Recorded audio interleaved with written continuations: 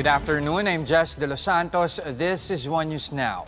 Typhoon Ambo continues to intensify after making landfall over San Policarpio, Eastern Samar this afternoon. As of 1 p.m. today, Ambo was last spotted in the vicinity of Oras, Eastern Samar. It's packing winds between 155 kilometers per hour and 190 kilometers per hour. The tropical cyclone is still moving slowly to the west. It's expected to affect the northern portion of Samar and the southern portion of Samar in the coming hours. Signal number 3 is still raised over Albay, Masbate, including Ticao and Burias Islands and Catanduanes, as well as in the southern portion of Camarines Sur, northern Samar, northern portion of eastern Samar, northern portion of Samar, and Biliran. Meanwhile, the following areas are now under signal number 2, Camarines Norte, the rest of Camarines Sur, the rest of Quezon, Marinduque, northernmost portion of Leyte, the rest of Samar, and the rest of eastern Samar. On the other hand, signal number 1 is still up in Aurora, southern portion of Nueva Ecija, Bulacan, Metro Manila, Cavite, Laguna, Batangas, Rizal, Romblon, Bataan, Pampanga, the rest of the northern portion of Leyte, northeastern portion of Iloilo, and northern Cebu. With Typhoon Ambo expected to hit parts of northern Samar soon, let's check in with Mr. J. Kinson Acebuche. How is the province bracing for the cyclone? He is Northern Samar's incident commander for COVID-19 and Typhoon Ambo response operations. Good afternoon, Sir J. What's the current situation there in Northern Samar? Good afternoon din po. Sa ngayon po, malakas na rin po ang bagyo. Nararamdaman na po namin ang lakas ng hangin at pag-ulan dito sa aming lalawigan ng Northern Samar. Who yung inyong evacuation efforts? I mean, this came at a very interesting time in which you're trying to respond to the COVID-19 crisis and then now you have Typhoon Ambo hitting your area. So, ano yung evacuation efforts natin? Ano yung magiging difference ng protocol nyo this time around? Right now, we are on our day 58 on our COVID-19 emergency response operations. And 2 days ago, the Governor Edwin Ongchuan conducted a council meeting for the pre-disaster risk assessment for the province of Northern Samar in preparation for Typhoon Ambo vis-a-vis the ongoing COVID-19 emergency response operation. So right now, since we have already put in place all our tactical resources on the ground, we just came up with another contingency plan for typhoon.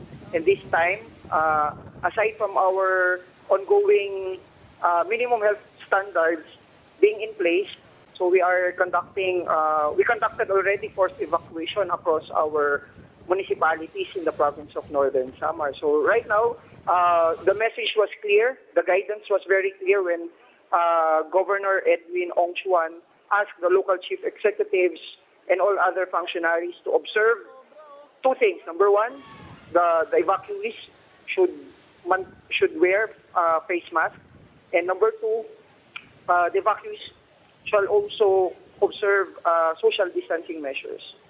Okay, sir, if I may be just clear here, how many residents have you evacuated so far? And at the same time, sir, regarding your rescue and relief operations, in place na rin ba to, sir?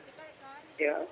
As of 3:30 in the afternoon, based on the data sent to us by our Emergency Operations Center, we have 2,177 families or 9,390 individuals who are in the evacuation centers in the 10 municipalities out of the 24 municipalities in the province.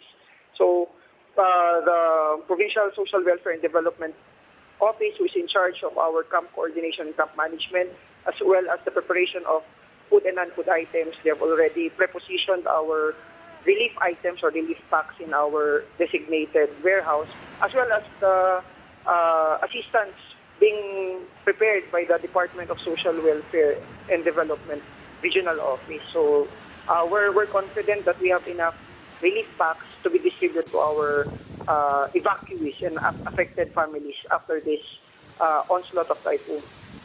Sir, considering that you have to observe social distancing within your evacuation centers, may I ask at what capacity are your evacuation centers than what they normally could handle? Based on the parameters that we have set with regard to social distancing, we always practice 1 square meter per person. So that's how we put in place social distancing measures. So we tapped already the existing evacuation centers, and we already asked the schools to be open for families who will be displaced by this typhoon, especially those families living along the coastal areas. All right, thank you for those details. That was Mr. J. Kinson Asibuche, Northern Samars Incident Commander for COVID-19 and Typhoon Ambo Response Operations. Here are some of the day's biggest stories. The Education Department has finally released guidelines on the scheduled opening of classes on August 24, 2020 for school year 2020 to 2021.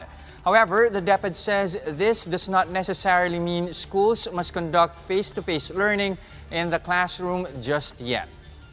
Mandaluyong Mayor Menchie Abalos is looking to implement targeted lockdown in select condominiums, housing projects, and parts of barangays in the city. And the Pasay City local government has lifted its liquor ban starting today.